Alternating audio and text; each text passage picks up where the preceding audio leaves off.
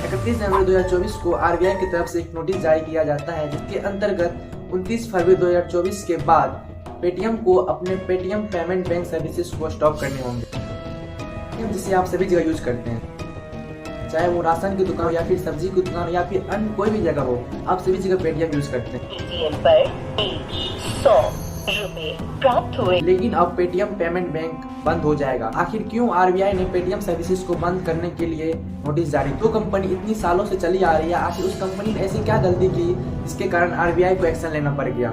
ये स्टोरी है विजय शेखर शर्मा की, जो कि पेटीएम के फाउंडर है। उनका जन्म 7 जून 1978 को उत्तर प्रदेश की अलीगढ़ डिस्ट्रिक्ट में हुआ था।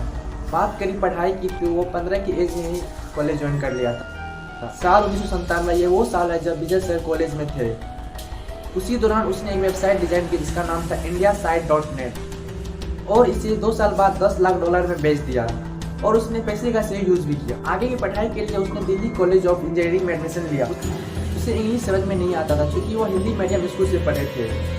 इंग्लिश न आने की वजह से उसे कॉलेज में बहुत परेशानी का सामना करना पड़ा, लेकिन फिर भी वह अपने में आत्मविश्वास रखा और डटा रहा। विजय सर एक मिडिल क्लास फैमिली से बिलोंग करते थे, इसलिए वो पैसे की अहमियत को जानते थे। जब वो कॉलेज में थे उसी समय अपने एक फ्रेंड के साथ मिलकर एक स्टार्टअप बिजनेस शुरू किया। फिर बाद में उसे अमेरिकन कंपनी लोटस इंटरवर्स को बेच दिया और खुद की कंपनी में नौकरी करने लग गए। इससे उन्हें कुछ खास फायदा तो नहीं हुआ, लेकिन करीबन 1 साल बाद उसने कुछ नया करने को सोचा और नौकरी को छोड़ दिया। नौकरी छोड़ने के बाद उसने अपनी एक नई कंपनी की शुरुआत की जिसका नाम था 197 कंपनी मेनली कम्युनिकेशन टाइप्स जैसे मोबाइल के लिए तरह तरह के कंटेंट जैसे कि exam results, cricket score, news articles, daily updates provide करती थी। लेकिन यह कंपनी भी ठीक से नहीं चल पाई। साल भर में उन्हें घाटा झेलना पड़ा। हालत इतना खराब हो गया कि एक एक पैसा बचाने के लिए काफ़ी मेहनत करनी पड़ती थी। इस बीच वो लोगों के घर जाकर कंप्यूटर रिपेयर करने का काम करते थे। जब बात एक पैसा बचाने की तो विजय सर की लाइफ में छुट्टी बहुत अहम थे। उन्होंने देखा कि चाहे ऑटो वाला हो या फिर सब्जी वाला हो या फिर अन्य कोई भी दुकान हो, छुट्टों के लिए बहुत परेशान होना पड़ता था। यहीं से उसके मन में आइडिया आया, क्यों न कुछ ऐसा किया जाए कि छुट्टी का प्रॉब्लम भी सॉल्व हो जाए।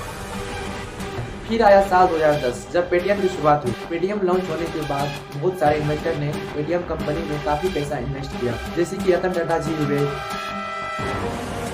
और भी हैं, जैसे कि चीन के famous e commerce company Alibaba group के ओनर जैक मा भी शामिल थे। अपने संघर्ष के दौरान विजय सर कहते हैं कि कोई फर्क नहीं पड़ता कि आप किस जगह से आओ, फर्क पड़ता है वो है मेहनत और लगन। या तो आप अंदर रहोगे या फिर बाहर हो जाओगे। साल 2014 फरवरी महीने में पेटीएम कंपनी ने पेटीएम वॉलेट को लॉन्च किया। साल 2014 अगस्त तक में कंपनी का बेस 1.14 करोड़ था और नेक्स्ट ईयर 2015 में अगस्त तक उस कंपनी का बेस 10.4 करोड़ हो गया था। साल 2015 पेटीएम के यूजर्स काफ़ी तेज़ी से बढ़ रहे थे। पेटीएम का यूज सभी जगह होने लगा, चाहे वो एजुकेशन फी हो या फिर मेट्रो टिकट बुकिंग हो या फिर मोबाइल रिचार्ज या फिर कोई भी बिल पेमेंट के लिए पेटीएम का यूज होने लगा। या PPBL जो कि इंडियन पेमेंट बैंक है, इसका हेडक्वार्टर नोएडा में है। 2017 में आरबीआई की तरफ से इसे बैंक चलाने का लाइसेंस प्राप्त हो गया। साल 2017 में पेटीएम ने PPBL यानी Paytm payment bank limited services को लॉन्च किया। इसके बाद उसने पेटीएम वॉलेट को पेटीएम बैंक में कन्वर्ट कर दिया। पेटीएम का अभी का नेटवर्क आप लोग देख सकते हैं। पेटीएम बैंक को न्यू कस्टमर ऐड ऑन करने से रोक दिया। इसके बाद यह भी बोल दिया कि 29 फरवरी 2024 के बाद prepaid instrument wallet NCMC card में जमा या फिर क्रेडिट लेन देन एक्सेप्ट ना करें। NCMC कार्ड के बारे में बता दूं कि इस कार्ड से आप किसी भी देश में किसी भी जगह पार्किंग में हो या फिर ट्रेन टिकट, बस टिकट जैसे पेमेंट कर सकते हैं। देश के किसी भी एटीएम से आप कैश डिपॉजिट कर सकते हैं। इसके अलावा 2000 तक का ट्रांजेक्शन विदाउट OTP या पिन कर सकते हैं।